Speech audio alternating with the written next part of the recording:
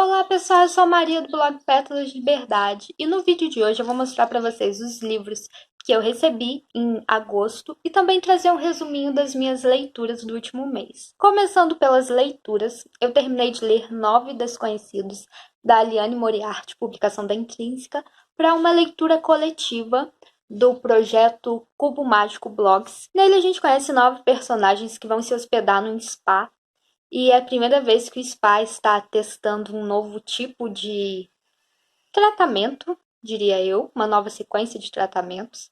E num primeiro momento parece ok eles ficarem desconectados da tecnologia, mas as coisas vão meio que fugindo do controle, vai acontecer umas coisas bem bizarras nesse spa. Através de cada personagem, a autora conseguiu abordar vários assuntos importantes. Ela conseguiu falar sobre essa era onde a gente vive e tudo é exposto nas redes sociais, onde há uma preocupação enorme com como a gente é visto nas redes sociais. O livro fala também sobre a questão de como a gente vê o nosso próprio corpo, fala sobre pessoas que caem em golpes na internet por carência. E acho que o que mais me marcou é como ele aborda temas como a depressão e o suicídio. É uma leitura que eu super recomendo. Eu gostei muito desse livro, já tem resenha no blog, o link está na descrição. Aí na descrição também está o link para comprar todos os livros que eu for citar nesse vídeo aqui. Eu li A Rosa Selvagem, da Simone Marques.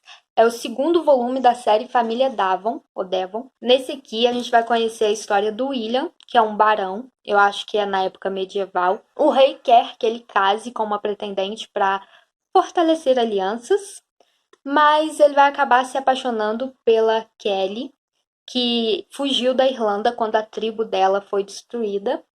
E o primeiro encontro deles não é muito bacana. Ela acaba atacando ele com uma adaga. E depois ela fica aliviada de ver que não matou o homem, que na ocasião estava bêbado. Ela fica com um pouco de medo, ainda mais porque a fama do William é péssima. Mas pouco a pouco ela vai descobrindo que essa fama não é merecida. Porém, tem a questão da noiva que o rei mandou, que vai fazer o possível para conseguir o casamento. É um livro curtinho, eu estava com expectativas muito altas, porque o William foi o personagem que eu mais gostei no romance anterior, que é sobre o irmão dele. Acabou que o primeiro livro foi meu preferido, mas eu gostei bastante desse daqui. Tem um romance interessante. Já tem resenha no blog também. Aí eu peguei o Kindle e li Um Beijo Inesquecível, da Teresa Medeiros. A protagonista precisa casar até completar 21 anos para conseguir herdar a casa onde ela mora com os irmãos. Se ela não se casar, quem vai herdar a casa é o filho da antiga dona. E a protagonista tem uma visão péssima sobre ele, afinal, ele passou anos sem ir visitar a mãe. Então ela meio que pede um milagre para Deus, e quando ela encontra um homem caído na floresta, ela acha que ele foi enviado por Deus, foi a resposta às orações dela, e ela decide que, já que esse homem não lembra de onde ele veio, não lembra de nada, vai falar para ele que ele era o noivo dela, eles vão casar e assim ela vai conseguir a casa e vai poder morar lá com os irmãos.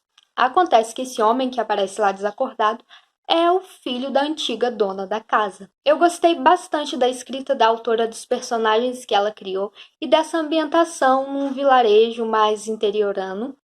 Foi algo diferente, que trouxe um certo frescor aos romances de época. Obviamente, alguma hora esse homem vai lembrar de quem ele realmente é, e essa segunda parte da história não me encantou tanto quanto a primeira, mas mesmo assim o livro é muito legal. Vai ter resenha no blog, é uma leitura que eu recomendo.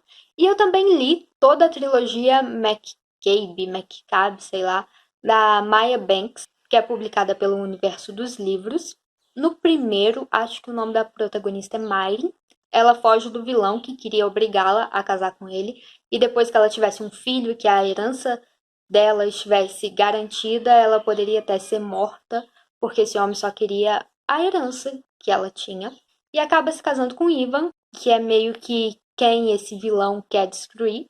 No segundo, a gente vai conhecer um irmão do Ivan, que vai se apaixonar por uma curandeira, mas ele teria que se casar com a filha do líder do clã vizinho para fazer uma aliança entre os clãs. E aí a gente tem um romance entre um homem dividido entre o dever e o grande amor da vida dele.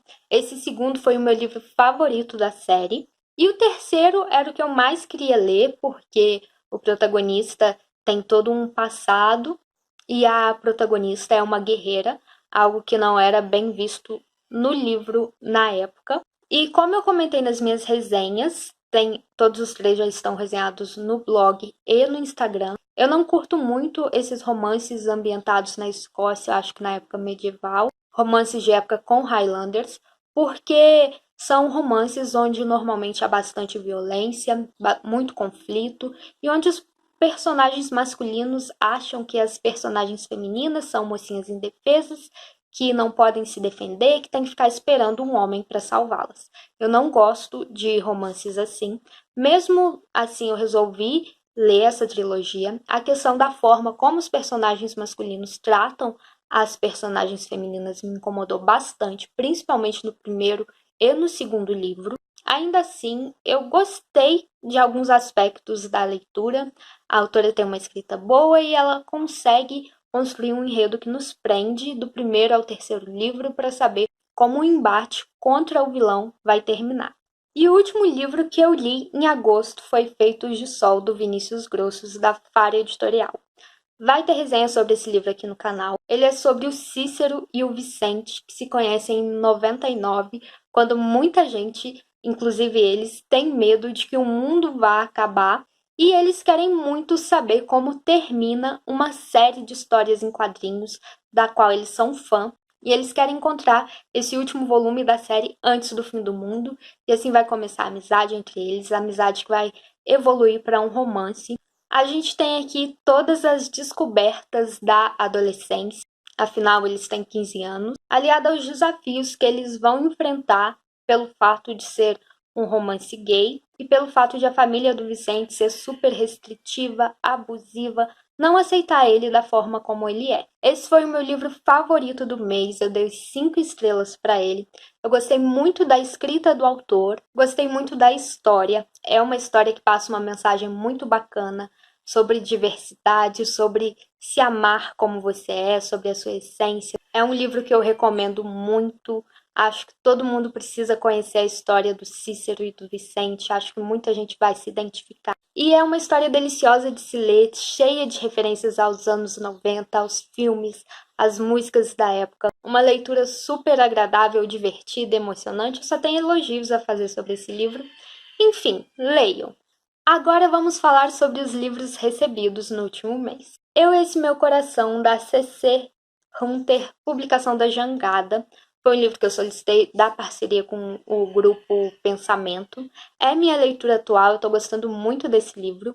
Ele fala sobre a Leia, uma garota de 17 anos, que por causa de um vírus precisava de um transplante de coração. O tipo sanguíneo dela é um pouco raro, ela achava que ia morrer, então simplesmente vivia um dia de cada vez. Mas aí surgiu um coração e ela descobriu depois que esse coração era do Eric, um garoto que supostamente se matou. E ela tinha meio que uma quedinha pelo irmão gêmeo do Eric. E esse irmão gêmeo não acredita que esse irmão tenha se suicidado. Junto com sonhos que a Leia vai começar a ter, eles vão meio que se aproximar para investigar o que realmente aconteceu com o Eric. A capa desse livro é bem bonitinha. A diagramação do livro é simples, mas confortável para a leitura, bem bonitinha. Da Fara Editorial chegou Onde Mora o Coração, de Gil Chalvis. Esse é um romance. Aqui diz que esta é uma história divertida sobre quais escolhas valem a pena, sobre como podemos evitar o olhar viciado que sabota as oportunidades e especialmente aceitar a sorte quando ela aparece. Vou ler a sinopse para vocês. Em meio a amigos e filhotinhos em seu pet shop, Willa Davis leva uma vida de enorme realização profissional, mas falta algo. A seção Relacionamentos Amorosos anda paralisada e nada parece caminhar para mudar esse destino. Keane também vive desiludido depois de muitos desencontros, mas após receber a tarefa de cuidar da temperamental gata de sua tia-avó, ele procura uma especialista no assunto e o destino joga suas cartas. Ele não faz a mínima ideia de quem seja proprietário da loja de animais, mas Willow sabe exatamente quem ele é, alguém que, no passado, partiu seu coração. E nada é fácil quando se trata de duas pessoas que desistiram de encontrar o amor. Então os amigos entram em ação, mas como duas pessoas tão diferentes com um conflito no passado podem dar certo? Será que Kiane mudou? Será que Will é capaz de perdoar? Eu já dei uma folheada nesse livro, já li uns trechinhos e acho que eu vou gostar muito da história da autora. A diagramação da Faro tem esses detalhezinhos aqui no início dos capítulos, uma diagramação confortável, páginas amareladas. É um romance que eu estou bem animada para ler. E chegou aqui o último lançamento da Faro, Vozes do Joelma, Os Gritos que Não Foram Ouvidos, que traz contos dos autores Marcos de Brito, Marcos Barcelos, Rodrigo de Oliveira e Vitor Bonini, e a apresentação do Tiago Toy. Essa edição está com uns efeitos muito bacanas na capa. Um dos principais desastres brasileiros foi o incêndio do edifício Joelma em 1974, que deixou quase 200 mortos e mais de 300 feridos.